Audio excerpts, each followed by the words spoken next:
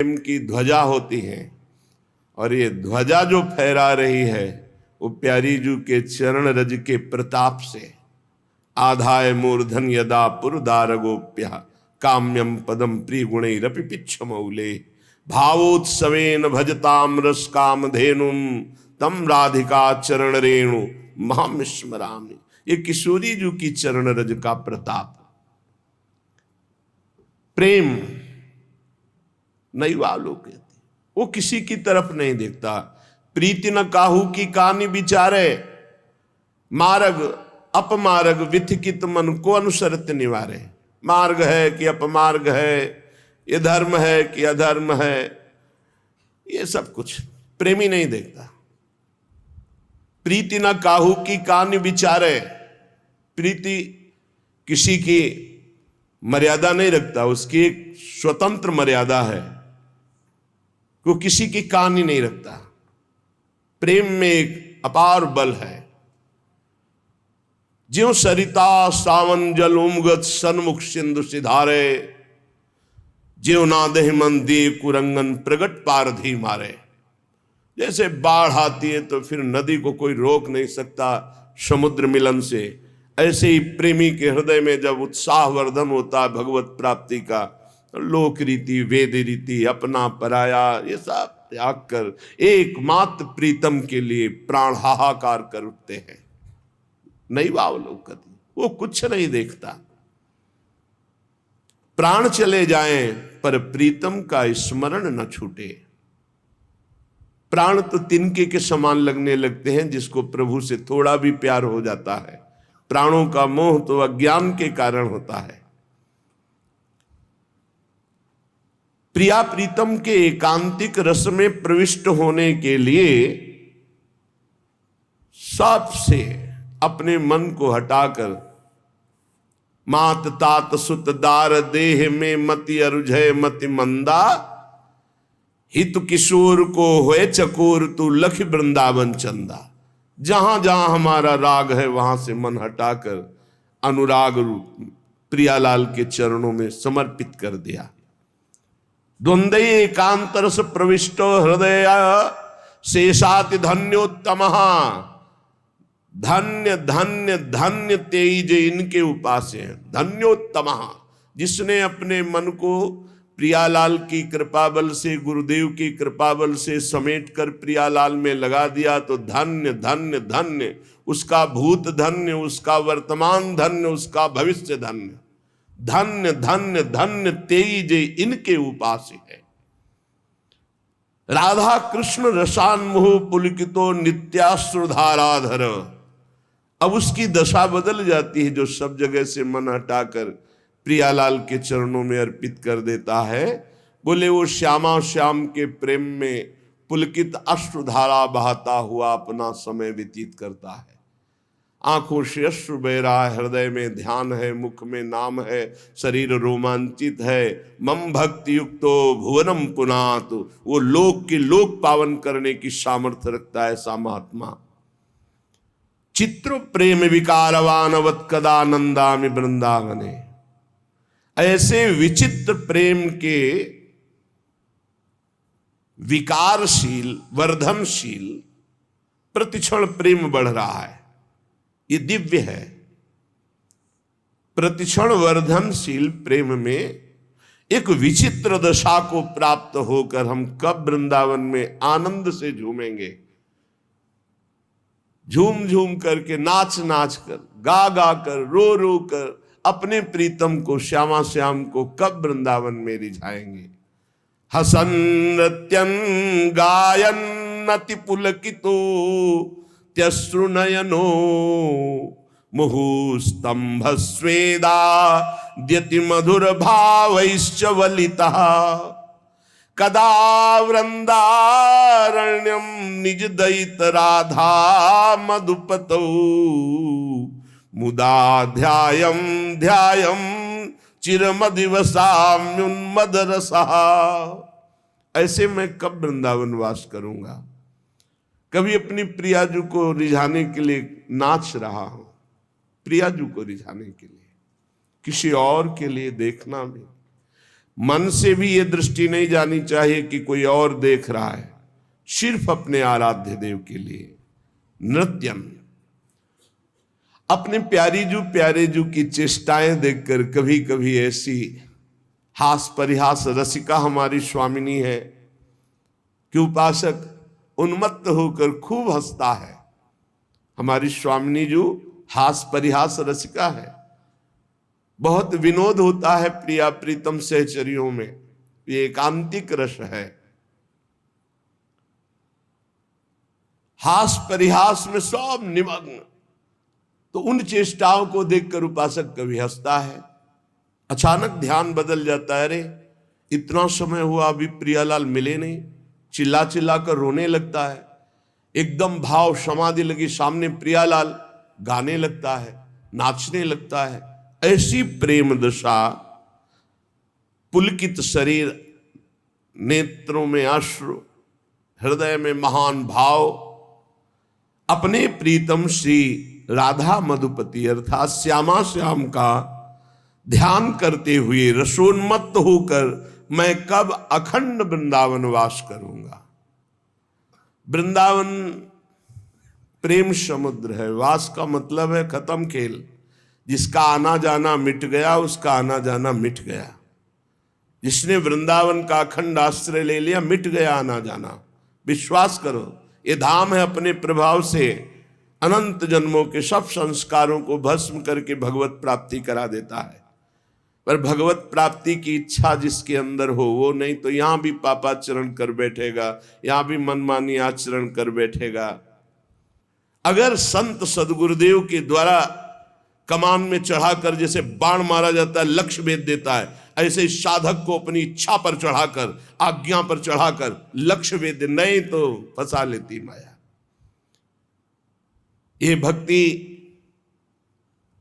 अगर इसको ज्ञान और वैराग्य का सपोर्ट न मिले तो प्रेम लक्षणा भक्ति तक नहीं पहुंच सकती, जो साधारण भक्ति है। इसे ज्ञान और वैराग्य की अत्यंत आवश्यकता है। महामहिम श्री कृष्ण द्वैपायन भगवान व्यास देव जी द्वारा रचित श्रीमद् भागवत का जहां तक वो चाहे रसास्वादन किया जाए, क्योंकि हमारे यहां पूर्णता नहीं है। कभी भी आप देख लेना, प्रेम में पूर्णिमा नहीं, इसलिए हमारा कभी कोई पूर्ण नहीं होता। प्रतिक्षण वर्धमान है पर कभी पूर्ण नहीं होता। हमने देखा कभी पूर्ण नहीं होता। एक बार श्री स्वामी अखंडानंद जी महाराज ने पूज्यपाद शिवड़िया बाबा जी महाराज से कहा कि इतने दिनों का अनुष्ठान मन में सोचा था कि आपको अमुक ग्रंथ सुनाएंगे, और आप आदेश कर दिया कि अमुक का, तो उनका साधु का संकल्प नहीं पूर्ण होना चाहिए। पूज्यपाद उड़िया बाबा ने कहा साधु का संकल्प नहीं पूर्ण होना चाहिए। क्यों? अगर पूर्ण होगा तो नवीन संकल्प बनेगा। संकल्प रहित ही साधुता है। आज शुरू करो, कल बंद करवा दो, परसों फिर और शुरू करवा दो, नरसों बंद, वो आपका विषय है। सच्चिदानंद रूपाय विश्वोत्पत्त्यादि हेतवे तापत्रय विनाशाय श्री कृष्णाय वयं नुमः। यम प्रव्रजन्तमनुपेतमपेत कृत्यम द्वैपायनो विरह कातर आजुहाव। पुत्रेति तन्मयतया तरवोभिनेदुस् तम सर्वभूत हृदयं मुनिमान तूष्मी। सच्चित आनंद स्वरूप भगवान श्री कृष्ण को हम नमस्कार करते हैं। जो भगवान श्री कृष्ण जगत की उत्पत्ति, इसका पालन और इसका विनाश उनके एक संकल्प से होता है। आध्यात्मिक आदि दैविक आदि भौतिक तीनों प्रकार के तापों का जो नाश करने वाले हैं, जो सृष्टि का सृजन करते हैं, ब्रह्मा रूप से हरि रूप से पालन करते हैं और भगवान रुद्र रूप से अपने में लय कर लेते हैं, ऐसे सच्चिदानंद स्वरूप भगवान श्री कृष्ण को हम बार बार नमस्कार करते हैं।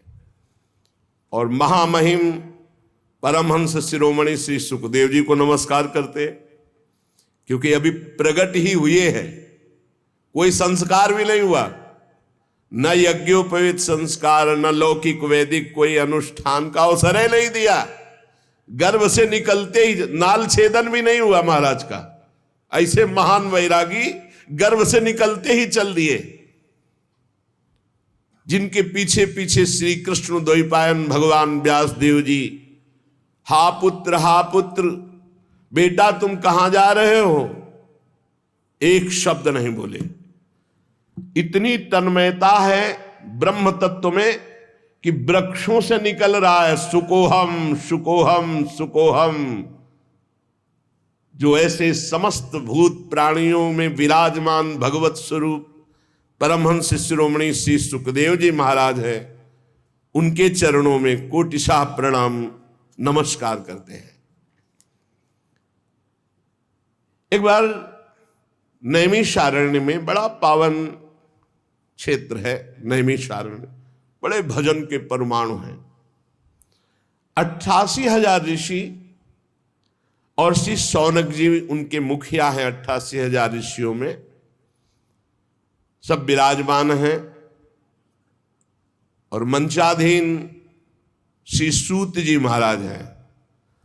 तो सूत जी महाराज को 88,000 ऋषि और उनके मुखिया शौनक जी प्रणाम करके नमस्कार करके बोले। शौनक जी ने कहा, सूत जी आपके वचन जब निकलते हैं तो उनसे हमारे अज्ञान अंधकार का नाश होता है। अज्ञान ध्वांत विध्वंस कोटि सूर्य समप्रभ सूताख्यायी कथा सारम मम कर्ण रसायनम भक्ति ज्ञान विरागातो विवेको वर्धते महान माया मोह निरासस्य वैष्णवैः क्रियते कथम। हे सूत जी महाराज, आपके वचन करोड़ों करोड़ों सूर्यों के समान हैं, क्योंकि अज्ञान अंधकार का नाश कर रहे हैं। जब आप भगवान की चर्चा कहते हैं तो हमारे कानों में ऐसा लगता है अमृत रस। जो हम बड़ी बड़ी यज्ञ करके आनंद प्राप्त नहीं कर पाए, और आपके श्रीमुख से भगवत चर्चा सुनकर वो आनंद वर्तमान में मुझे प्राप्त हो रहा है। भक्ति ज्ञान और वैराग्य से प्राप्त होने वाले महान विवेक की वृद्धि किस प्रकार से होती है, ये हम आपसे पूछते हैं। विवेक ये बहुत समर्थ परमार्थ का शुभट है। जिसके पास विवेक है वो माया को रौंद कर परास्त करके निश्चित परम पद को या ब्रह्मबोध तत्व ज्ञान जो चाहे वो प्राप्त करो। विवेक, भक्ति ज्ञान वैराग्य से प्राप्त होने वाले महान विवेक की कैसे प्राप्ति होती है, कैसे वृद्धि होती है। ये वैष्णवजन भगवान की दुरंत माया मोह से अपना कैसे पीछा छुड़ाते हैं। ये घोर कलिकाल है, इसमें जीव की प्रायः स्वाभाविक आसुरी प्रवृत्ति होती, राक्षसी प्रवृत्ति। भूमि परत भा ढाबर पानी, निर्मल जल आकाश से जैसे गिरा, पृथ्वी में गिरते ही धूल दूषित मलिन हो गया, ऐसे ही तिम जीव ही माया लपटानी। महाराज, ऊपर से कलिकाल जिससे आसुरी प्रवृत्ति बढ़ती चली जा रही, तो क्या उपाय है जिससे माया आसक्त जीव कलिकाल में दैवी संपदा से संपन्न बनकर के भगवत प्राप्ति कर ले? ऐसा कोई उपाय है आपकी दृष्टि में? सूत जी, आप हमें कोई ऐसा शाश्वत साधना बताइए जो सबसे अधिक कम समय में हमारा परम कल्याण कर दे, सबसे अधिक बलशाली और कम समय में हमारा कल्याण कर दे, हमारे हृदय को पवित्र कर दे, हमें भगवान ललित त्रिभंगी श्याम सुंदर से मिला दे। देखो महाराज, चिंतामणिर्लोक सुखम सुरद्रुः स्वर्ग संपदम प्रयच्छति गुरहु पीतो वैकुंठम योगी दुर्लभम। अगर चिंतामणि मिल जाए तो लौकिक सुख दे सकती है, कल्प वृक्ष मिल जाए तो स्वर्गिक सुख दे सकता है, परंतु अगर गुरु मिल जाए और गुरु प्रसन्न हो जाए तो योगी दुर्लभ नित्य भगवान का परम धाम दे देते हैं। इसलिए आप कृपा करके बताइए कि महान बलिष्ठ साधन कम समय में श्री कृष्ण का साक्षात्कार करा दे, शुद्ध विवेक जागरण हो जाए, ऐसा उपाय बताओ। क्योंकि एक तो माया ग्रसित, दूसरा कलयुग का प्रभाव, कैसे जीव भगवत प्राप्ति करे। सूत जी ने कहा, शौनकादि ऋषियों, मैं देख रहा हूं कि तुम्हारे हृदय में श्री कृष्ण का बहुत प्रेम है, इसलिए मैं विचार करके तुम्हें संपूर्ण सिद्धांतों का निष्कर्ष सुनाता हूं। ध्यान से सुनो, ये तुम्हारे जन्म और मृत्यु के भय का नाश कर देगा। ध्यान से सुनो। जब जीव के हृदय में भक्ति जागृत होती है, ऐसी भक्ति जिसका प्रतिदिन प्रवाह बढ़े, वो प्रवाह जीव को भगवान श्री कृष्ण के समीप ले जाता है, भक्ति का प्रवाह। और उसके ऐसे आचरण बनने लगते हैं कि भगवान प्रसन्न हो जाते हैं। जहां भगवान प्रसन्न होते हैं, ये माया अपने आप हटने लगती, फिर उसमें कोई बाधा नहीं पहुंचाती। मैं तुम्हें साधन बताता हूं भगवान श्री कृष्ण को प्रसन्न करने का। सावधान होकर सुनो।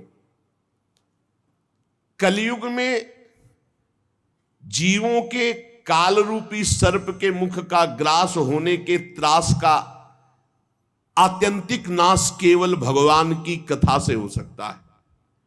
अगर हमें नित्य सत्संग मिले, नित्य भगवत चर्चा मिले, तो हमारा भजन रोज बढ़ेगा, भजन में रुचि बढ़ेगी, हमारे असत आचरण छूटेंगे, हम निश्चित भगवत प्राप्त हो जाएंगे। मन की शुद्धि के लिए भगवान की चर्चा से बढ़कर और कोई साधना नहीं। परस्पर भगवान की चर्चा, कथन श्रवण की जाए, इससे बहुत जल्दी मन भगवान में लग जाता है, मन शुद्ध हो जाता है। जब मनुष्य के बहुत जन्मों का पुण्य एकत्रित होता है, एक दो जन्म का नहीं, जन्मांतरे भवेत पुण्यम तदा भागवतम लभेत। जन्म जन्मांतर के पुण्य एकत्रित होते, तब उसे भगवान की रस भरी चर्चा सुनने का सौभाग्य मिलता है। भगवान की चर्चा सुनना बड़ी दुर्लभ विषय। जन्म जन्मांतरों के जब पुण्य एकत्रित होते हैं, तब भक्त और भगवान की चर्चा सुनने का सौभाग्य प्राप्त होता है। सुत दारा धन लक्ष्मी पापियों के घर होए, संत समागम हरि कथा तुलसी दुर्लभ दोए।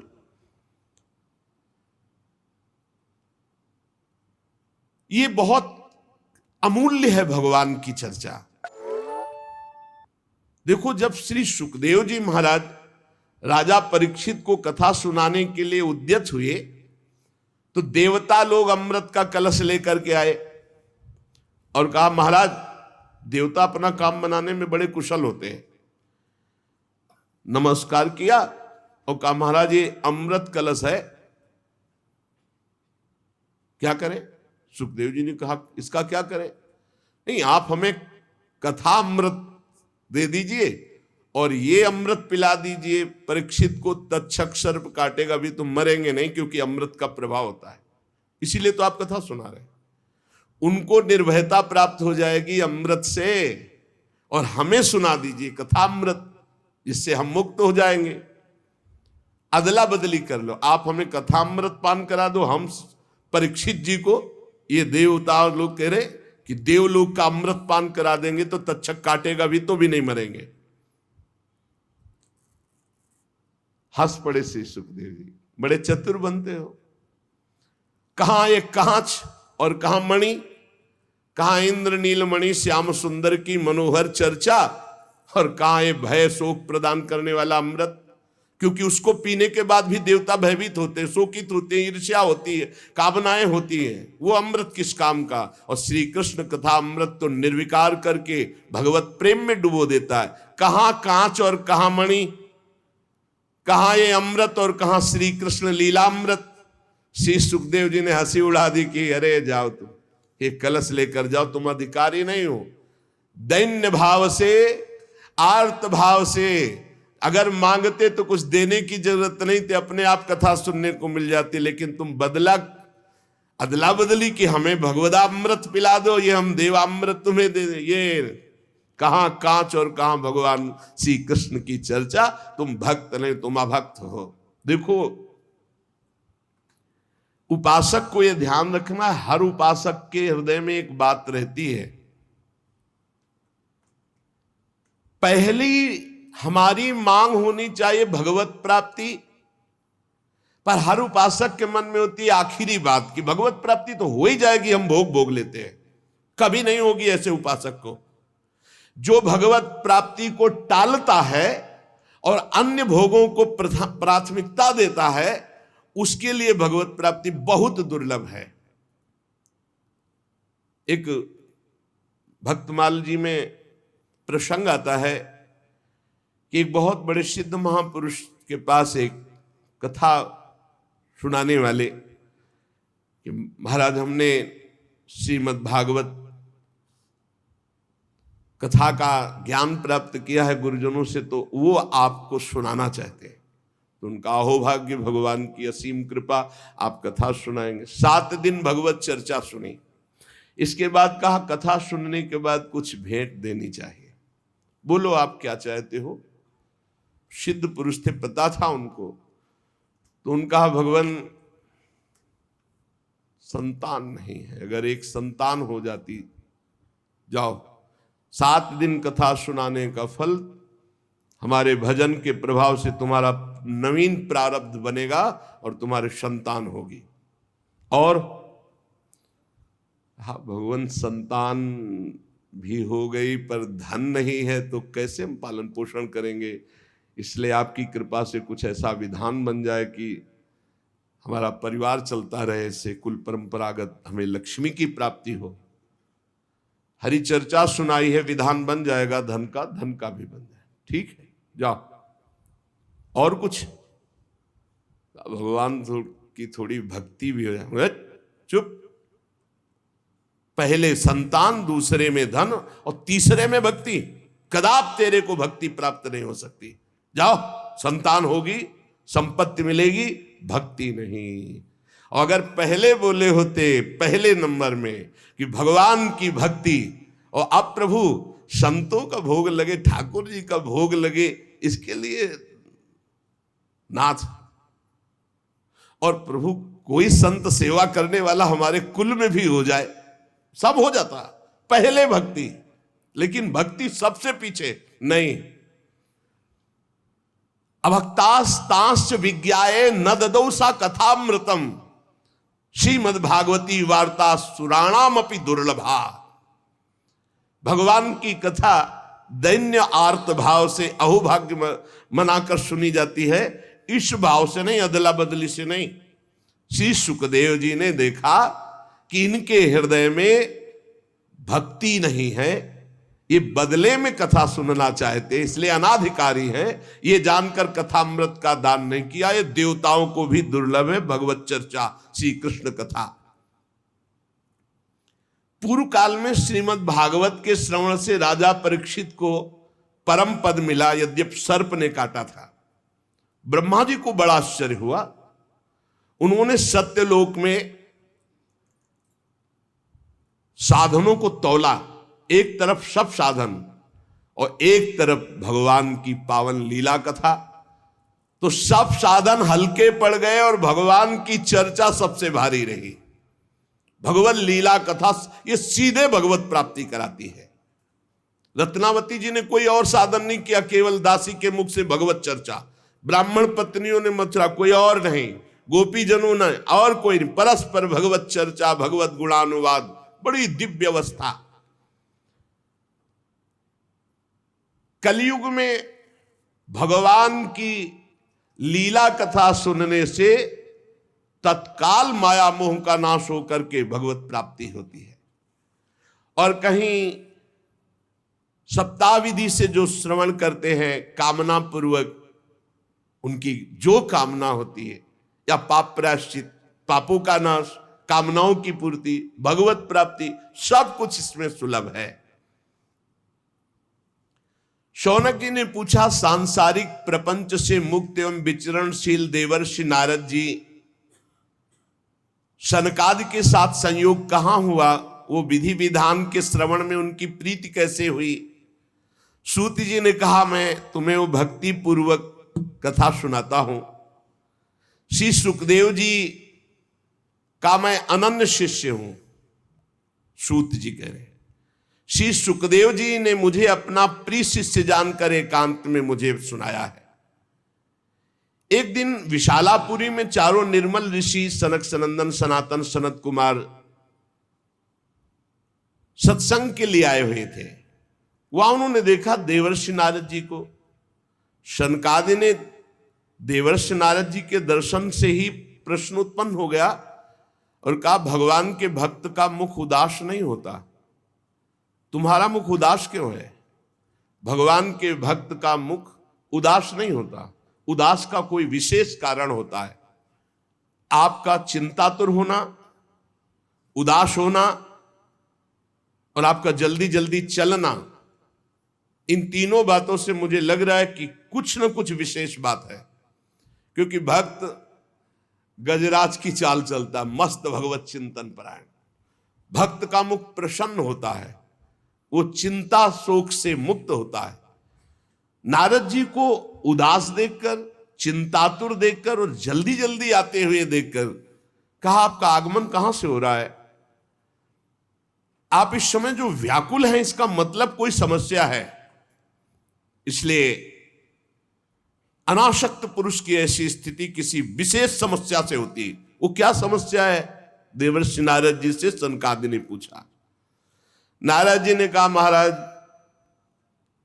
मैं सर्वोत्तम लोक पृथ्वी लोक को इसलिए मानता हूं कि यहां बड़े बड़े महाभागवत भगवान के भजन करने वाले हैं।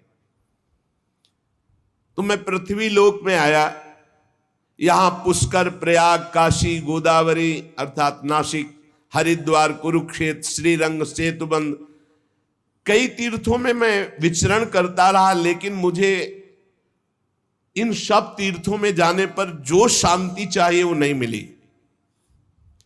क्यों? क्योंकि इस समय अधर्म के सहायक कलयुग ने सारे तीर्थों में अपना प्रभाव फैला रखा है।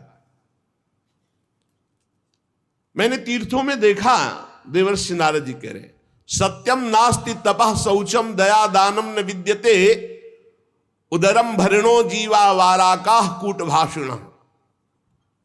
सत्य नहीं रह गया, तपस्वी, शुद्ध तपस्या, जो बाहर भीतर की पवित्रता, दया, दूसरों के सुख के लिए दान, ये सब जा रहा है कलयुग का प्रभाव।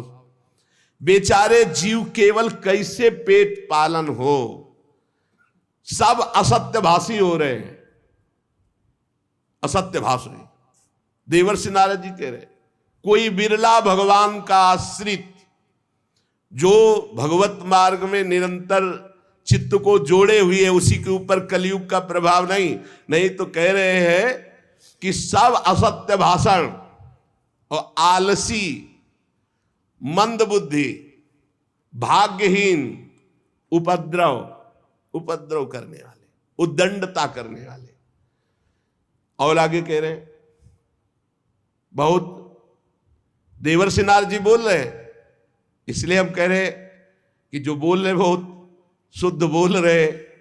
कह रहे, मंदा सुमंद मतयो मंद भाग्या उपद्रुता पाखंड निरता संतो विरक्ता सपरिग्रहा।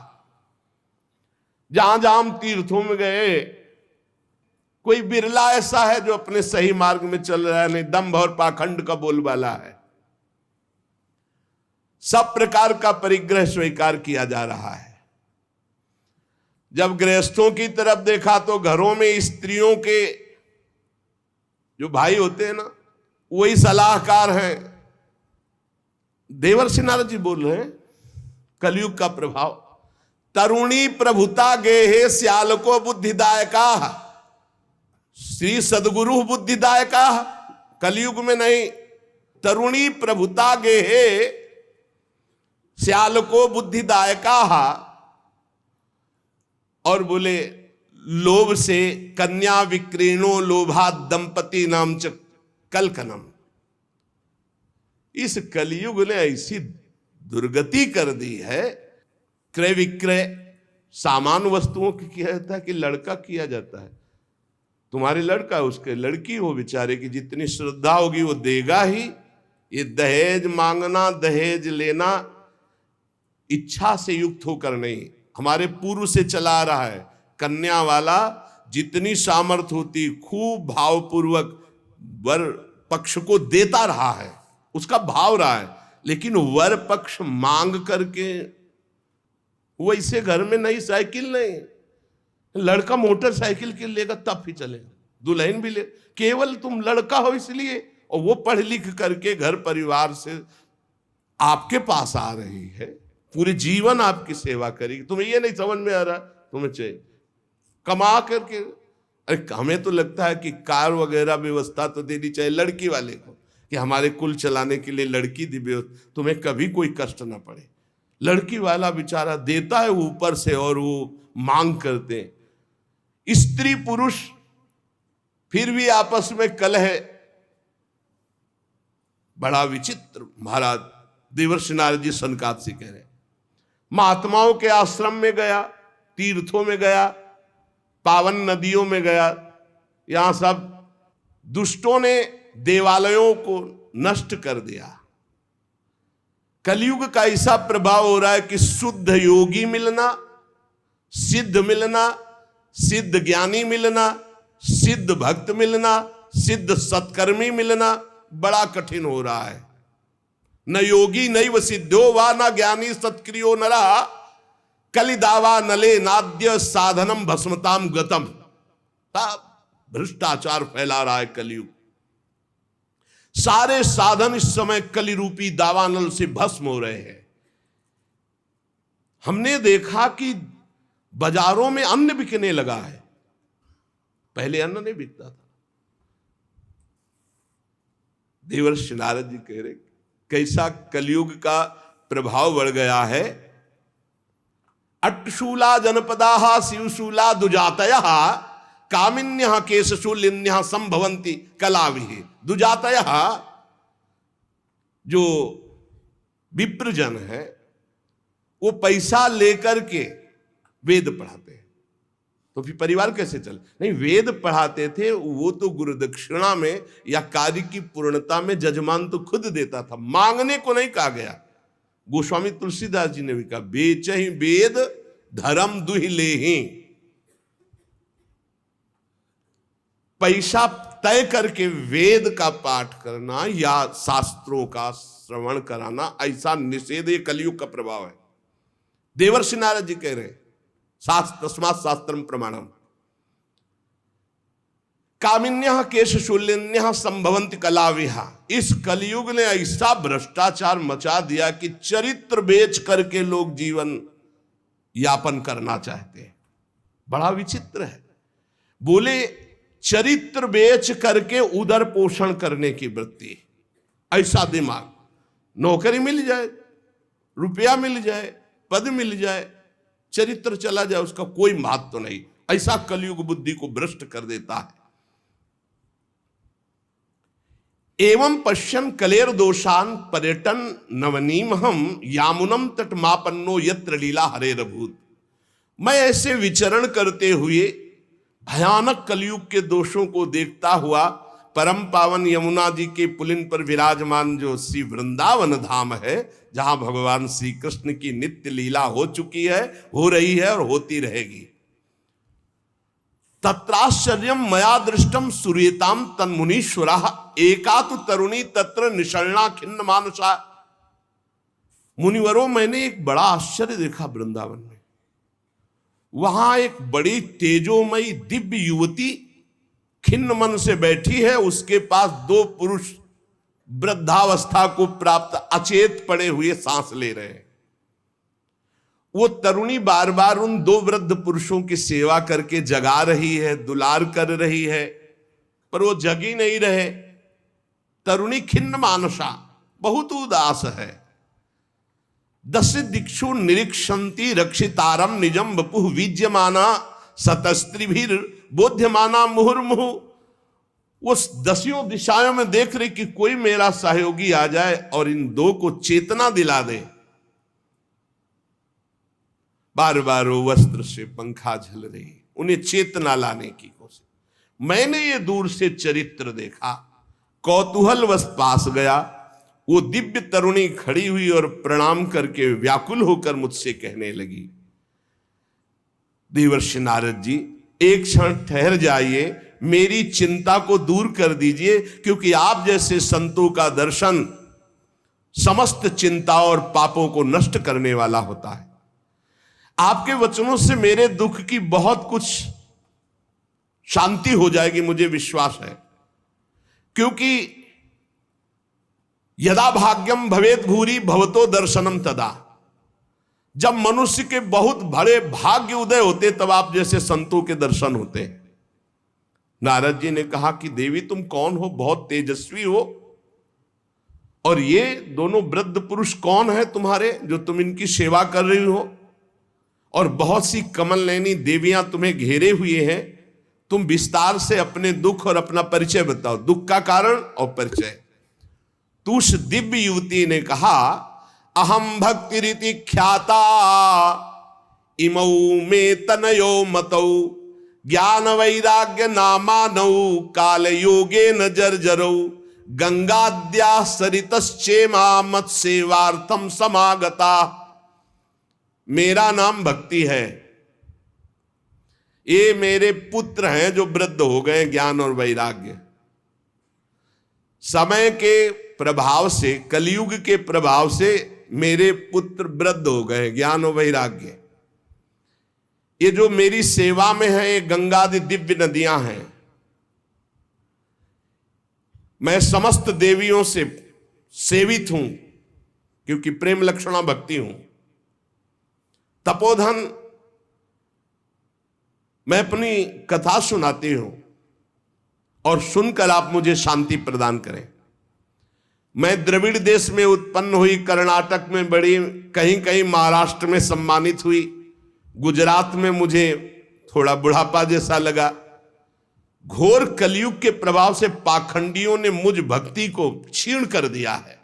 पाखंड ने बहुत काल से मैं दुर्बल, निस्तेज अपने पुत्रों सहित, पर जब मैं वृंदावन आई तब तो मैं तो सुंदरी स्वरूप नवयुवती हो गई, लेकिन मेरे पुत्र वैसे की वैसे ज्ञान वैराग्य। भक्ति कह रहे मैं तो तेजस्विनी हो गई वृंदावन में, लेकिन ज्ञान वैराग्य को यहां। अब ये मेरे पुत्र ऐसे वृद्ध पड़े हैं, अब इनको छोड़कर मैं कहीं जा नहीं सकती।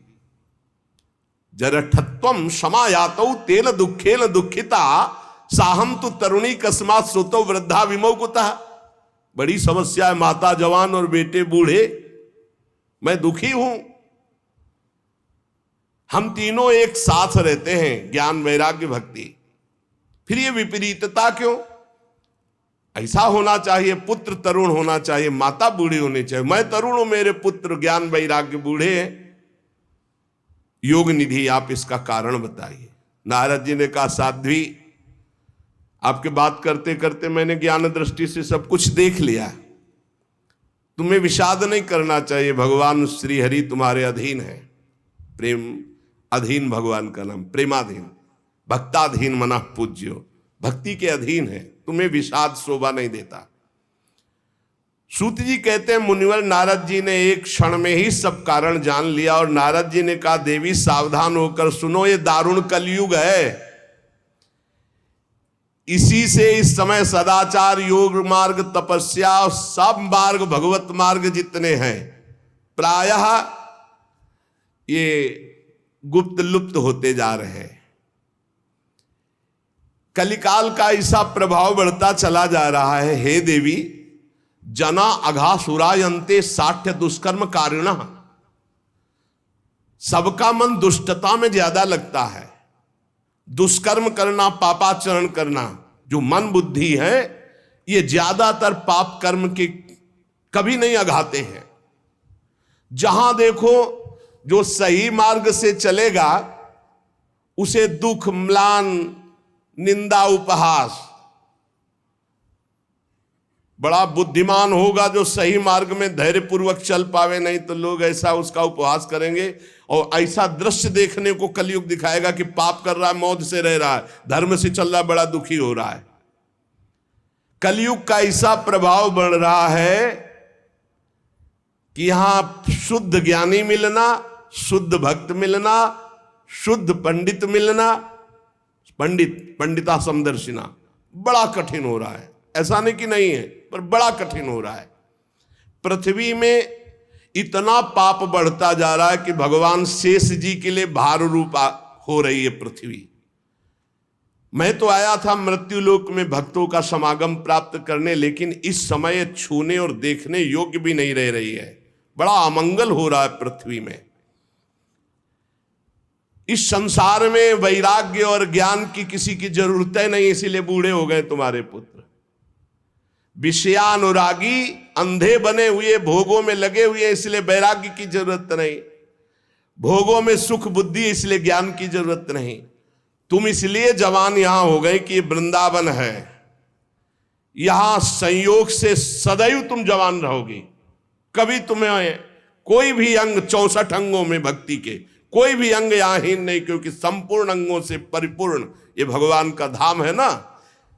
अतः वृंदावनस्य संयोगात् पुनस्त्वं तरुणी नवा, धन्यम वृंदावनम तेन भक्तिर्नृत्यति यत्र च। धन्य है वृंदावन, जहां भक्ति सर्वांग पुष्ट होकर नृत्य कर रही। परंतु वृंदावन में भी तुम्हारे पुत्रों को यहां कोई पूछने वाला नहीं, ग्राहक नहीं। अत्रेमौ ग्राहका भावान जरामपि मुंचतः। अभाव है वृंदावन में, ज्ञान वैराग्य को कोई नहीं पूछता। यहां प्रेम लक्षणा भक्ति का ही सारा खेल है, इसलिए इनका बुढ़ापा नहीं छूट रहा।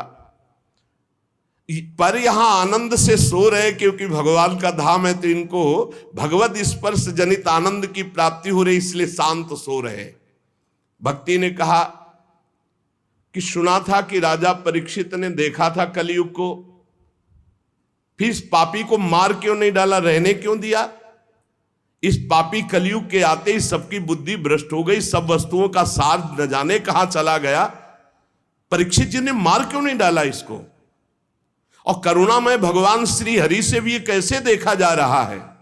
मेरा संदेह दूर कीजिए, क्योंकि आपके वचनों के सुनने से मुझे बड़ी शांति और पुष्टता मिल रही है। भक्ति जी ने कहा। नारद जी ने कहा, देवी तुमने पूछा है तो प्रेम से सुनो कल्याणी, मैं तुम्हें बताऊंगा, तुम्हारा दुख निश्चित दूर होगा। जिस दिन भगवान श्री कृष्ण इस भूलोक को छोड़कर अपने परम धाम को गए, उसी दिन से संपूर्ण साधनों में बाधा डालने वाला एक कलयुग आ गया। उसी दिन से कलयुग आया है जिस दिन भगवान परम धाम को अंतर्धान हुए, द्वापर का अंत। तुमने जो पूछा परीक्षित जी ने मारा क्यों नहीं इस कलयुग को, तो दिग्विजय के समय राजा परीक्षित की दृष्टि पड़ी, जो ही दृष्टि पड़ी कलयुग समझ गए मार डालेंगे, क्योंकि भगवत शक्ति से संपन्न है। वो दौड़ के अपनी पाग उतार कर दीन होकर शरण में आ गया। और ये नियम है कि जो चरणों में गिर पड़े, शरणागत हो जाए, चाहे प्राणों की बाजी लगानी पड़े, उसकी हानि नहीं होनी चाहिए। ये शरणागत का धर्म का नियम है। जैसे कबूतर चरणों में गिर गया तो महाराज शिवी जी ने अपने संपूर्ण शरीर को, मांस को और शरीर को भी दे दिया, लेकिन कबूतर को नहीं दिया। वो दीन के समान शरण में आ गया। अब जब शरण में आ गया तो मारा नहीं जा सकता। फिर देखा कि ये तो सब का सारग्राही है। जो फल तपस्या, योग एवं समाधि से नहीं मिल सकता, वो कलयुग में हरिनाम से मिल सकता है। ए देखो, ये सार वस्तु कलयुग की पकड़ी महाराज परीक्षित जी ने। यद्यपि ये बहुत ही अमंगलकारी है कलयुग। यत् फलम नास्ति तपसा न योगेन समाधिना तत्फलम लभते सम्यक कलौ केशव कीर्तनात्। बड़ी बड़ी समाधि से, बड़ी बड़ी तपस्या से, साधना से, योग से जो फल नहीं मिलता, कलयुग में नाम जप और नाम कीर्तन से। कलयुग केवल नाम आधारा, सुमिर सुमिर नर उतर ही पारा। ये सारहीन होने पर भी महाराज परीक्षित ने एक बात देखी कि जो 10,000 वर्ष तपस्या और समाधि और साधना से फल, वो भगवान नाम कीर्तन और जब से कलयुग में सहज में प्राप्त हो जाएगा। इसलिए इसको नहीं मारा। पहले तो शरणागत हो गया, और दूसरी बात इसमें बड़ी जोर की एक बात देखी कि जो 10,000 वर्ष समाधि तपस्या योग यज्ञ आदि से, वो यहां सहज में नाम जप से नाम कीर्तन से प्राप्त हो जाएगा। कुकर्म में सबकी प्रवृत्ति फैलाना ये कलयुग का कार्य है। और पृथ्वी जब देखा पाप हो रहा है तो सब सार वस्तु अंतर ध्यान करने लगी। अब इसमें स्पष्ट लिखा है, विप्रैर्भागवती वार्ता गेहे गेहे जने जने कारिता कण लोभेन कथा सारस्ततो गतः। श्रीमद् भागवत में ही आगे लिखा है कि जो आपकी कथा सुनाते हैं भूरिदा जना, वो बहुत बड़े दानी हैं भगवत कथा सुनाने वाले। विप्रैर भागवती वार्ता गेहे गेहे जने जने कारिता कण लोभेन कथा सारस ततो गता। तो कैसे गृहस्थी चलेगी प्रवक्ता की? श्री कृष्ण से योगक्षेमम वहाम्यहम, भगवान चलाएंगे। तो श्री कृष्ण देंगे, कैसे देंगे श्री कृष्ण? जैसे पूरी सृष्टि रची है, तुम्हारी सलाह से थोड़ी रची है, अपने आप अपनी सामर्थ्य से आपका भरण पोषण करेंगे। विप्रैर भागवती वार्ता गेहे गेहे जने जने कारिता कण लोभेन कथा सारस ततो गता। कण कण के लोभ से, अन्न के, वस्त्र के, धन के, रुपया के, मान प्रतिष्ठा के लोभ से कथा बेचने लगे तो कथा का सार चला गया। अत्युग्र भूरि कर्माणो नास्तिका रौरवाह जनाः तेपि तिष्ठन्ति तीर्थेषु तीर्थ सारस ततो गता। ये तीर्थों में घोर रौरव नरक जाने वाले कर्म करने वाले लोग आ गए, पापाचरण कर रहे, तीर्थों को अपवित्र कर दिया है। शराब पीते हैं, दुनिया का सब जितना पापाचरण सब आके यहां होटलों में नाना प्रकार के आचरणों को, ये धाम है, तीर्थ है। सच्ची मानिए आप, सच्ची मानिए।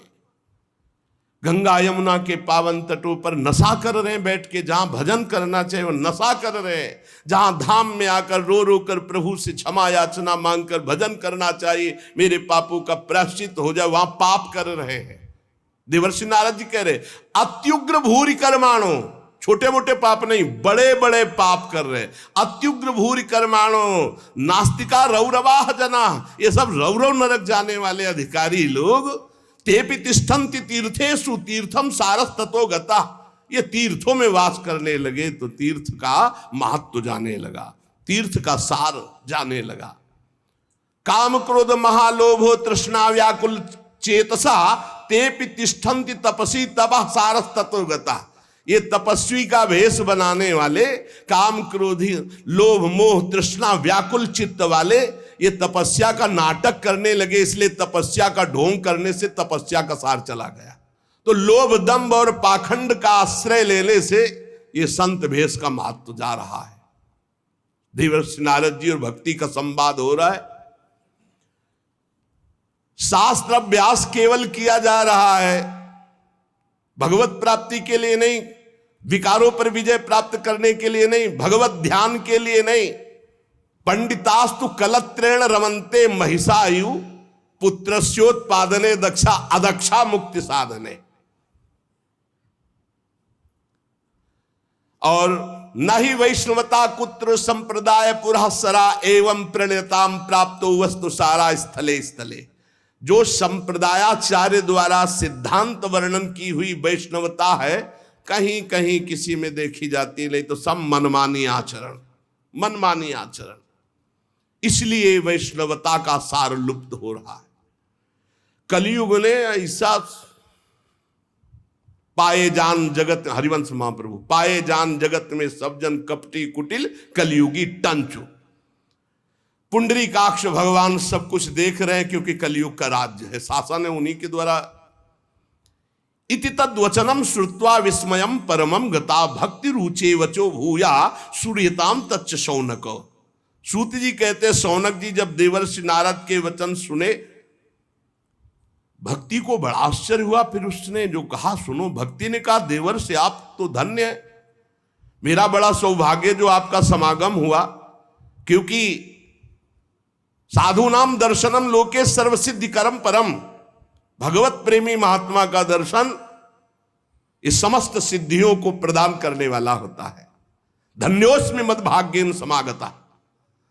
भक्ति कह रही है धन्य है मेरे भाग्य जो समागता, आपका दर्शन हुआ, आपसे संभाषण हुआ, आपका समागम मेरे अहो भाग्य धन्य। स्वयं भक्ति कह रही है सुरर्षे त्वम ही धन्योस्मि मद भाग्येन समागता साधु नाम दर्शनम लोके सर्व सिद्धि कर्म परम। आपका केवल एक बार उपदेश धारण करके कयाधु कुमार प्रहलाद ने भक्ति की ध्वजा फहरा दी, माया पर विजय प्राप्त कर ली। आपका उपदेश प्राप्त करके ध्रुव पद को प्राप्त कर लिया। आप सर्व मंगल में साक्षात श्री ब्रह्मा जी के पुत्र हैं। हे देवर्षि नारद जी, मैं आपको नमस्कार करती हूं। नारद जी ने कहा कि भक्ति तुम खेद में अपने को मत डालो, चिंता तो मत हो, भगवान श्री कृष्ण के चरण कमलों का चिंतन करो। भगवान की कृपा से सारे दुखों का नाश हो जाता है। दुख नाश का उपाय क्या? भगवान का चिंतन करो। जब दुख आपको घेरने लगे तो और गाढ़ चिंतन करो, दुख से बच जाओगे, वो दुख आप पर प्रभाव नहीं डाल पाएगा। जिन्होंने कौरवों के अत्याचार से द्रौपदी की रक्षा की, गोप सुंदरियों को सनाथ किया, वो श्री कृष्ण कहीं चले थोड़ी गए हैं। फिर तुम तो भक्ति हो, श्री कृष्ण को प्राणों से भी अधिक प्यारी हो, चाहे जैसा पापी पति नीच हो। अहो वत्सपतो गरियान यद जिभ्यागे वर्तते नाम तुभ्यम। सतयुग त्रेता द्वापर इन तीन युगों में ज्ञान वैराग्य और मुक्ति के साधन थे, किंतु कलयुग में तो केवल भक्ति ही ब्रह्म सायुज्य प्राप्त करा सकती, दूसरा कोई साधन नहीं। जैसे अभी कल परसों में श्री तुलसीदास जी जो वर्णन कर रहे थे कि तीर्थ याग यज्ञ व्रत आदि, अब नहीं समय रह गया इनके द्वारा भगवत प्राप्ति। ये सोचकर ही परमानंद चिन्ह मूर्ति ज्ञान स्वरूप श्री हरि ने अपने सत स्वरूप से तुम्हें रचा है। तुम साक्षात श्री कृष्ण की परम प्रिय हो, परम सुंदरी हो।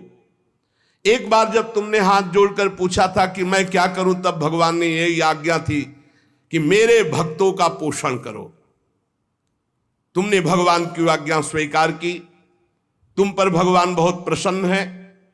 तुम्हारी सेवा करने से मुक्ति को तुम्हारी दासी के रूप में दिया है। भक्ति की दासी क्या है? मुक्ति। ज्ञान वैराग्य तुम्हें पुत्र रूप में दिए। वैसे तो तुम साक्षात भगवान के समीप रहती हो, पर कभी कभी भूतल पर अपने भक्तों का पोषण करने के लिए तुम भ्रमण करती हो। कहां समीप रहती? भगवान के धाम में। यहां नित्य शाश्वत प्रेम लक्षणा भक्ति विराजमान रहती है।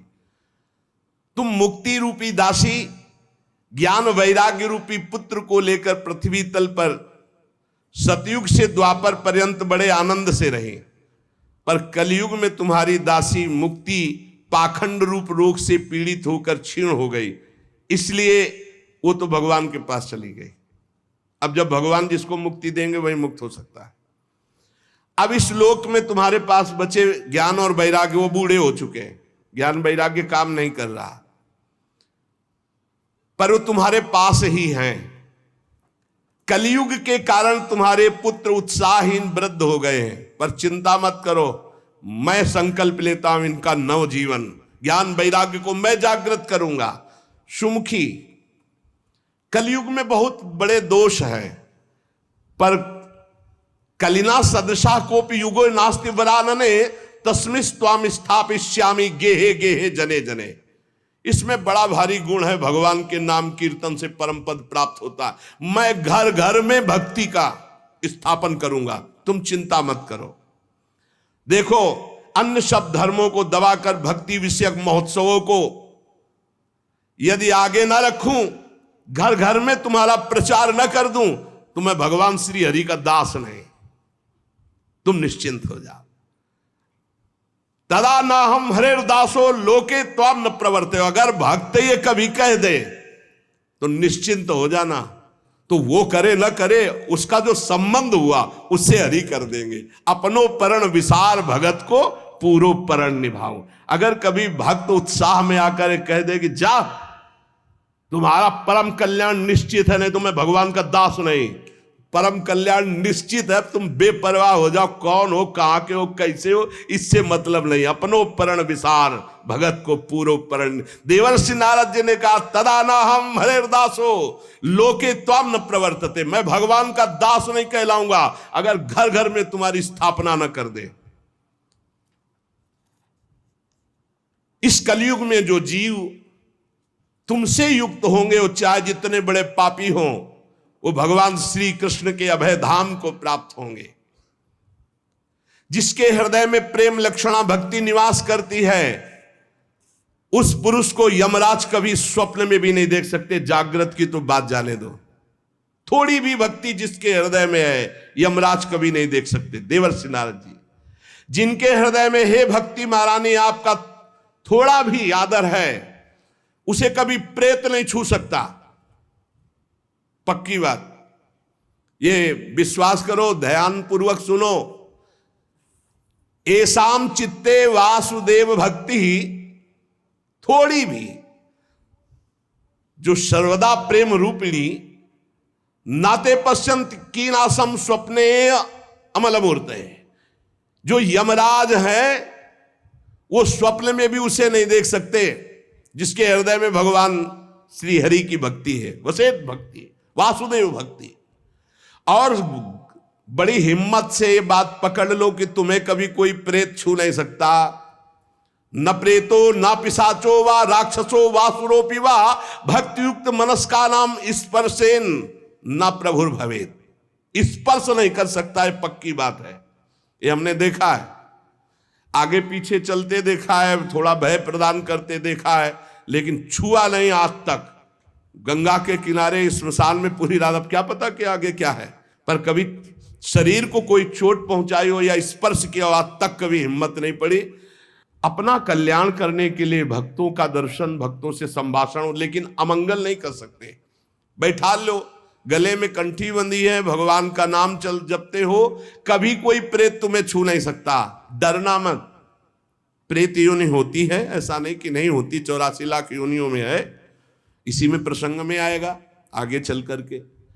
ना प्रेतो ना पिशाचो वा राक्षसो वा असुरोपि वा, ना कोई राक्षस, ना कोई असुर, ना कोई पिशाच, ना कोई प्रेत। जिसके हृदय में भगवान की भक्ति है, गले में कंठी है, नाम जप, ये कभी स्पर्श नहीं कर सकते। जिनके हृदय में भक्ति महारानी का थोड़ा भी निवास है, प्रेत पिशाच राक्षस दैत्य स्पर्श भी नहीं कर सकता। भगवान तपस्या वेदाध्ययन ज्ञान और कर्म आदि के साधन से वश में नहीं किए जा सकते, वो केवल भक्ति से ही वशीभूत होते। इसमें गोपीजन प्रमाण है। ना तपोभिर न वेदैश्च न ज्ञाने नापि कर्मणा हरिर ही साध्यते भक्त्या प्रमाणम तत्र गोपिका। ये जो भगवत चर्चा, धाम आना, सत्संग सुनना, नाम जप करना, भगवान की भक्ति में, बोले नृणाम जन्म सहस्त्रेण भक्तो प्रीतिर ही जायते। कलौ भक्तिर भक्त्या कृष्ण पुरा स्थिता। जब हजारों जन्मों के तपस्या और पुण्य एकत्रित होते हैं, तब भगवान के नाम रूप लीला धाम में भक्ति होती है। कलयुग में केवल भक्ति, केवल भक्ति, केवल भक्ति से ही श्री कृष्ण चंद्र का साक्षात दर्शन पाया जा सकता है। केवल भक्ति से भगवत धाम की प्राप्ति। जो लोग भक्ति की अवहेलना करते हैं, भक्ति द्रोह करा ये च ते सीदंत जगत रे, दुर्वासा दुखमापन्ना पुरा भक्ति विनिंद कहा। जो लोग भक्ति से द्रोह करते हैं, भक्त से द्रोह करते हैं, वो चाहे दुर्वासा जैसे तपस्वी क्यों न, तीनों लोक में भारी दुख ही दुख पाएंगे। बस अलम व्रतैरलम तीर्थैरलम योगैरलम मकई अलम ज्ञान कथालापैर भक्ति रे कैव मुक्तिदा। बस बस बस, व्रत से, तीर्थ से, योग से, यज्ञ से, ज्ञान चर्चा से अब भगवत प्राप्ति नहीं। कलिकाल है, एकमात्र भक्ति से ही परम मोक्ष, परम पद जो चाहोगे वो प्राप्त हो जाएगा। सूत जी कहते हैं इस प्रकार नारद जी के श्रीमुख से जब भक्ति का महात्म, भक्ति महारानी और पुष्ट हो गई। अहो नारद धन्योषि प्रीतिस्ते मयि निश्चला ना कदाचित विमुंचामि चित्ते स्थास्यामि सर्वदा। नारद जी आप धन्य हैं, आपकी मुझ में निश्चल प्रीति है, मैं सदा आपके हृदय में वास करती हूं, मैं कभी आपको छोड़कर एक क्षण भी नहीं जा सकती। साधु आप बड़े कृपालु हैं, आपने अपने क्षण भर की वार्ता से मेरे सारे दुख दूर किए, पर मेरे पुत्रों में चेतना नहीं आई, अभी तो वृद्ध ही है। आप कृपा करो मेरे पुत्र में भी चेतना आ जाए ज्ञान वैराग्य में। भक्ति के वचन सुनकर नारद जी को बड़ी करुणा आई और उन्होंने हाथ से ऐसे पकड़कर जगाने लगे कि भाई ज्ञान उठो, वैराग्य उठो। बहुत जोर लगाया लेकिन नहीं उठे। तब वेदांत सुनाया, वेदांत घोष, फिर गीता पाठ सुनाया, फिर वो कुछ जमाई लेते हुए उड़ा ऐसे, लेकिन जगे नहीं, न गीता पाठ से न वेदांत घोष से। नारद जी ने देखा कि जमाई ले रहे, थोड़ा नेत्र उघा रहे, बस फिर वैसे ही सो गए। उन्होंने सोचा क्या किया जाए, वेदांत से नहीं जग रहे, गीता से नहीं जग रहे, ज्ञान वैराग्य। बड़े दुर्बल, केश सफेद, अस्थि मात्र हुए रहे शरीरा, मतलब एकदम निस्तेज। नारद जी ने सोचा मुझे क्या करना चाहिए, कैसे इनकी वृद्धावस्था जाए, कैसे ये जगे ज्ञान वैराग्य। भगवान का स्मरण करने लगे, हे भगवान मुझे उपाय बताओ ज्ञान वैराग्य को जगाने का। उसी समय आकाशवाणी हुई, हे नारद जी खेद मत करो, तुम्हारा उद्योग निसंदेह सफल होगा। देवर्षि तुम इनके लिए एक महान सत्कर्म करो, और वह सत्कर्म क्या है तुम्हें संत शिरोमणि बताएंगे। आकाशवाणी बस इतना बोली, तुम धन्य हो, तुम इनके लिए सत्कर्म करो, तुम्हारा उद्योग सफल होगा, और वो सत्कर्म कोई संत महापुरुष बताएंगे। आकाशवाणी साफ साफ सुनाई दी थी। नारद जी को बड़ा विस्मय हुआ, वो कहने लगे कि आकाशवाणी भी हुई और कुछ आशय भी नहीं समझाया, कहा संत शिरोमणि कहेंगे, वो कहाँ है संत शिरोमणि, हम किसको खोजें। आकाशवाणी ने भी बात गुप्त ही कही, वो कौन सा साधन है, वो कौन से संत शिरोमणि है जो मुझे बताएंगे, वे संत कहाँ मिलेंगे। अब आकाशवाणी ने जो कहा मुझे करना चाहिए, खोज करना चाहिए संत शिरोमणियों की। शौनक जी तब ज्ञान वैराग्य दोनों को वहीं छोड़कर नारद मुनि वहां से चले और प्रत्येक तीर्थों में जा जाकर संतों से पूछते, उनकी बात संत जन सुनते। उन्होंने बताया कि असाध्य है रोग। जब आप जैसे महापुरुष गीता सुना रहे हो, वेदांत सुना रहे हो, ज्ञान वैराग्य नहीं जग रहे, तो असाध्य ही है। कोई कोई नारद जी के सामने नमन किए, मौन चल दिए, उत्तरे नहीं दिए। अब जहां जहां संतों में जाते तो संत जन यही कहते कि भाई सब संतों से बड़े तो नारद ही जी हैं। और जब नारद जी वेदध्वनि, वेदांत घोष और गीता पाठ बार बार सुनाया और ज्ञान वैराग्य नहीं जगाए जा सके, तो फिर और क्या हो सकता है। नारद जी तो स्वयं महाभागवत योगी राज हैं, दूसरे संत तो कैसे बताए। जब बहुत पूछा लेकिन सबने कहा दुस्साध्य है। नारद जी बहुत चिंतातुर हुए और बदरी वन में आए। ज्ञान वैराग्य को जगाने के लिए निश्चय किया कि मैं यहाँ कठोर तपस्या करूंगा। इसी समय भगवान की प्रेरणा से करोड़ों सूर्यों के समान तेजस्वी सनक सनंदन सनातन सनत कुमार दिखाई दिए। नारद जी बहुत आनंदित हुए, परस्पर नमस्कार हुआ। नारद जी ने कहा, महात्माओं इस समय बड़े भाग्य से मेरा आप लोगों के साथ समागम हुआ। आप मुझ पर कृपा करके शीघ्र वो साधना बतलाइए। आप सभी लोग बड़े योगी बुद्धिमान विद्वान हैं, आप देखने में 5-5 वर्ष के बालक से जान पड़ते हैं, किंतु हैं सबके पूर्वजों के पूर्वज। आप सदैव वैकुंठ धाम में निवास करते हैं और निरंतर हरिनाम कीर्तन करते रहते हैं, भगवत लीलामृत का रसास्वादन करके उन्मत्त रहते हैं। भगवान की चर्चा ही आपका जीवन है। सदा वैकुंठ निलया हरि कीर्तन तत्पराः लीलामृत रसोन्मत्ता कथा मात्रैक जीवना। कथा ही आपका जीवन है और हरि कीर्तन अमृत का आप, लीलामृत का आप पान करके उन्मत्त बने रहते हैं और हर समय हरि शरणमेव ही नित्यम मेषाम मुखे वचः अतः काल समादिष्टा जरायुष्मान न बाधते।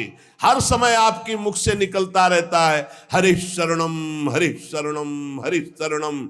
इस महामंत्र के कारण काल प्रेरित वृद्धावस्था आपको छू नहीं सकती। हरि शरणम, आपको कोई बाधा नहीं पहुंचा सकता। किसी भी लोक में आप कहीं भी जा सकते हैं। आपके भ्रूभंग मात्र टेढ़ी होने पर भगवान के द्वारपाल जय विजय तुरंत पृथ्वी लोक में गिर पड़े थे और आपकी ही कृपा से पुनः वैकुंठ लोक पहुंचे। धन्य हो गया मैं जो आज आपका दर्शन हुआ। मैं बहुत दीन हूं, आप लोग स्वभाव से दयालु हैं, इसलिए मुझ पर आपको अवश्य कृपा करनी चाहिए। बताइए, आकाशवाणी ने जो कहा वो कौन सा साधन है? मुझे क्या अनुष्ठान करना चाहिए? ज्ञान और वैराग्य किस प्रकार जागृत हो और भक्ति सुखी हो जाए, सब में भक्ति ज्ञान वैराग्य की प्रतिष्ठा हो, ऐसा कौन सा साधन है? सनक सनंदन सनातन सनत कुमार चारों ऋषियों में से बोले, देवर्षि आप चिंता मत करो, पहले तो प्रसन्न हो जाओ। उनके उद्धार का एक सरल उपाय पहले से विद्यमान है। नारद जी, धन्य है उसका जीवन जो परोपकारी जीवन है दूसरे के लिए। आप विरक्तों में शिरोमणि हैं, श्री कृष्ण दासों के शाश्वत पथ प्रदर्शक हैं, भक्ति योग के भास्कर हैं। आप भक्ति के लिए जो उद्योग कर रहे हैं, आपके लिए कोई आश्चर्य की बात नहीं समझनी चाहिए। भगवान के भक्त के लिए तो भक्ति की सम्यक स्थापना करना सदा उचित है। ऋषियों ने संसार में अनेकों मार्ग प्रकट किए, किंतु सभी कष्ट साध्य है और परिणाम में बहुत ब्रह्मा द्वारा रचे हुए लोकों की ही प्राप्ति कराने वाले हैं। भगवान की प्राप्ति कराने वाला मार्ग तो बड़ा गुप्त है, उसका उपदेश करने वाला पुरुष भी बड़े भाग्य से प्राप्त होता है। आपको आकाशवाणी ने जिस सत्कर्म का संकेत किया है उसे हम बतलाते हैं। आप प्रसन्न और समाहित चित्त होकर सुनिए। नारद जी, द्रव्य यज्ञ, तपोयज्ञ, योग यज्ञ और स्वाध्याय रूपी ज्ञान यज्ञ, ये सब तो लोक लोकांतर की प्राप्ति कराने वाले हैं, महालोक, तपलोक, जनलोक, स्वर्गलोक आदि। लेकिन ये जो भगवत चर्चा रूपी महान सत्कर्म है, ये मोक्ष प्रदान करता है, प्रेम प्रदान करता है। भगवान की जो दिव्य चर्चाएं हैं, जिसे परमहंस श्री सुखदेव जी ने गान किया है, जब संपूर्ण भागवत की चर्चा ज्ञान और वैराग्य भक्ति को सुनाई जाए तो तत्काल इनको बल मिलेगा, इनका कष्ट चला जाएगा और ये आनंद से उन्मत्त होकर नृत्य करेंगे। सिंह की गर्जना सुनकर जैसे भेड़िए भाग जाते हैं, ऐसे भगवान की चर्चा सुनकर कलयुग के दोष नष्ट हो जाते हैं, कलयुग भयभीत होकर भाग जाता है। प्रेम रस प्रवाहित करने वाली भक्ति, ज्ञान और वैराग्य सबके हृदयों में जागृत हो जाएगी जो भगवान की चर्चा सुनेंगे। नारद जी ने कहा कि मैंने वेद वेदांत की ध्वनि की, गीता पाठ बार बार किया, फिर भी भक्ति ज्ञान वैराग्य तीनों नहीं जगे, तो महाराज श्रीमद् भागवत सुनाने से कैसे जग जाएंगे? क्योंकि कथा के प्रत्येक श्लोक, प्रत्येक पद में वेदों का ही तो सारांश है। आप लोग शरणागत वत्सल, आपका दर्शन कभी व्यर्थ नहीं जाता, इसलिए मेरा संदेह दूर कीजिए। सनकादि ने कहा, श्रीमद् भागवत की कथा वेद उपनिषदों का सार है, इसलिए उनसे अलग उनकी फल रूपा होने के कारण बड़ी उत्तम है। जिस प्रकार रस वृक्ष की जड़ से लेकर शाखा पर्यंत रहता है, किंतु उसका स्वाद नहीं लिया जा सकता।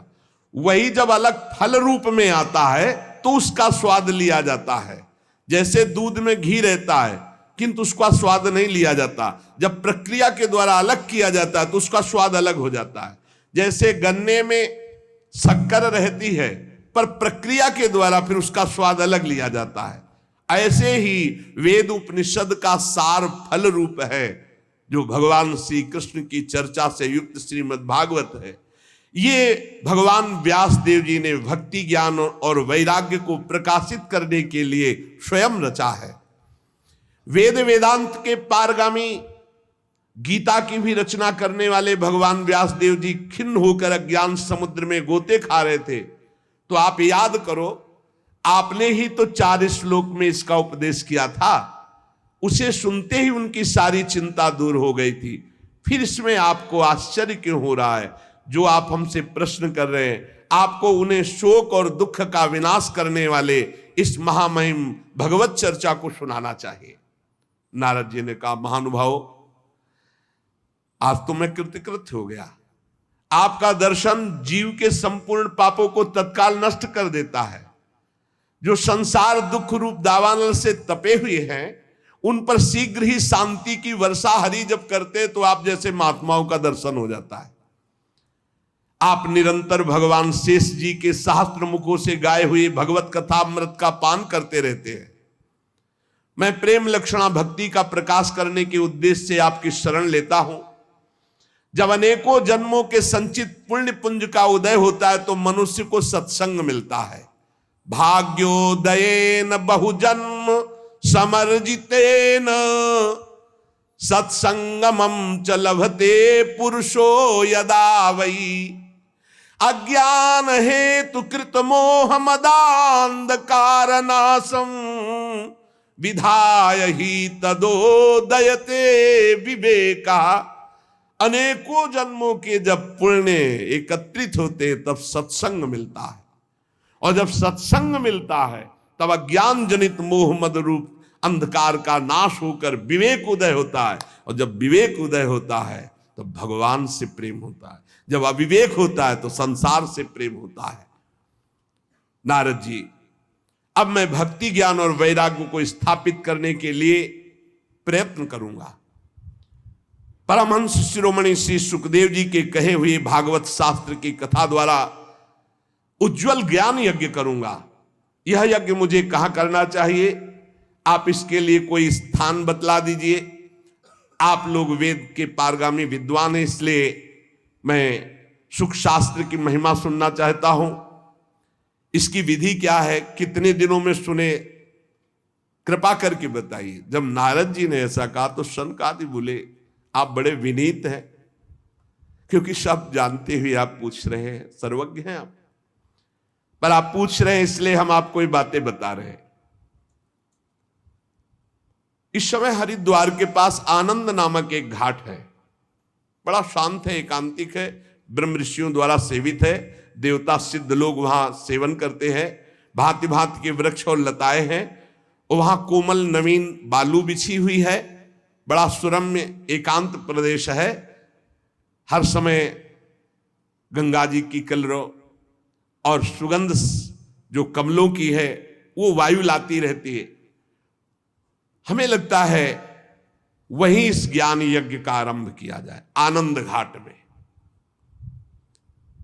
कथा में अपूर्व रस आता है जब एकांत शांत भागवतिक स्थान हो।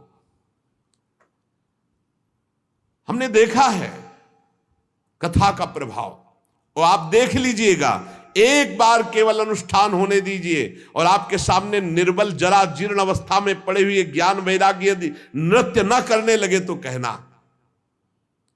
भक्ति अपनी आंखों के सामने ही देखेगी, वो भी नृत्य करेगी, उनके पुत्र भी नृत्य करेंगे। कथा के शब्द पढ़ते ही ज्ञान और वैराग्य तरुण हो जाएंगे। नारद जी के साथ सनकादि तुरंत वहां से पहले कथा स्थान आनंद घाट गंगा जी के तट पर गए। यहां यमुना जी के पावन तट, परम पावन महामहिम वृंदावन की भूमि में इससे बराबर वो हरिद्वार है, हरिघर है। नहीं, ये हरिघर है, वो द्वार है। द्वार से जिस समय तट पर पहुंचे तो सर्वत्र सिद्धों ने ये सूचना पहुंचा दी कि बहुत बड़ा ज्ञान यज्ञ होने वाला है। तो भगवान के रस के जो रसिक जन हैं, भक्त जन हैं, प्रेमी जन हैं, वो सब एकत्रित होने लगे। भृगु जी, वशिष्ठ जी, च्यवन जी, गौतम जी, मेधातिथि, देवल, देवरात, परशुराम, विश्वामित्र, साकल, मार्कंडे, दत्तात्रेय, पिप्पलाद, योगेश्वर, भगवान व्यास, पराशर, छायासुख, जाजल, जन्हू आदि बड़े बड़े मुनि अपने अपने शिष्यों के साथ, परिकर के साथ वहां एकत्रित होने लगे। इसके सिवा मूर्तिमान होकर वेद, उपनिषद, मंत्र, तंत्र, 17 पुराण, 6 शास्त्र, ये सब वहां उपस्थित हुए, क्योंकि सनकादि आदि महापुरुषों के द्वारा भगवत चर्चा। गंगा आदि नदियां, पुष्कर आदि सरोवर, कुरुक्षेत्र आदि समस्त क्षेत्र, सारी दिशाओं के दंडक वन, हिमालय आदि के जितने भी ऋषि मुनि सब आकर के एकत्रित होने लगे। सिद्धों ने बात फैला दी, भगवान की अमोघ चर्चा होने वाली है हरिद्वार में आनंद घाट पर, और बड़े महापुरुषों के द्वारा, इसलिए सब कथा का आनंद लें। तब कथा सुनाने के लिए दीक्षित होकर श्री कृष्ण परायण सनकादि नारद जी के दिए हुए श्रेष्ठ आसन पर विराजमान हुए। सभी ऋषि मुनि देवताओं सबने उनकी वंदना की। श्रोताओं में वैष्णव, विरक्त, सन्यासी, ब्रह्मचारी ये आगे बैठे। सबके आगे देवर्षि नारद जी, एक और ऋषिगण, एक और देवतागण, एक और वेद उपनिषद, एक और तीर्थ, और दूसरी ओर जन साधारण स्त्री पुरुष, ये सब ऐसे विभाग करके कथा सुनने के लिए विराजमान हुए। उस समय बड़ी जोर की पुष्प वर्षा हुई आकाश से, जय जयकार, नमस्कार और शंखों की ध्वनि होने लगी। फूलों की वर्षा, जो विमान पर चढ़कर देवता लोग सब ऋषियों के ऊपर कल्प वृक्ष के फूल बरसा रहे थे। सनकादि ऋषि महात्मा नारद को भगवत चर्चा का महात्म्य स्पष्ट करके सुनाने लगे। सनकादि ने कहा, हम आपको इसकी पहले महिमा सुनाते हैं। जो इसको श्रवण कर ले एक बार सही ढंग से, उसकी मुक्ति निश्चित हो जाएगी। कोई भी हो, एक बार पूरी सम्यक 18,000 श्लोक सुन ले तो निश्चित उसको भगवत प्राप्ति हो जाएगी।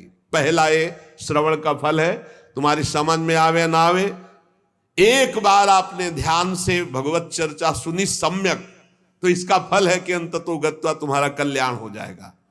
और कहीं ध्यान देकर सुना तो प्रेम लक्षणा भक्ति जागृत हो जाएगी, जो मोक्ष को भी लघु करने वाली है। इसलिए इस कथा का सावधान होकर के आस्वादन करना चाहिए।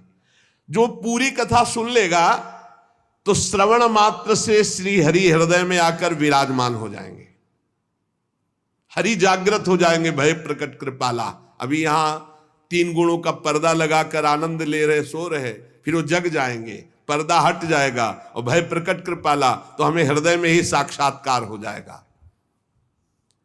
यस्या श्रवण मात्रेण हरिश्चित्तम समाश्रयेत। इसमें 18,000 श्लोक, 12 स्कंद, श्री सुखदेव और राजा परीक्षित का संवाद। ये जीव तभी तक अज्ञानवश संसार चक्र में भटकता रहता है जब तक उसे भगवान की चर्चा सुनने को नहीं मिलती। जहां भगवान की चर्चा सुनने को मिली, मोह का नाश हुआ और भगवान की तरफ दौड़ पड़ता है। श्री सनकादि इस महामहिम भगवत शास्त्र की महिमा का वर्णन करते हैं। सुश्रेष्ठ चर्चा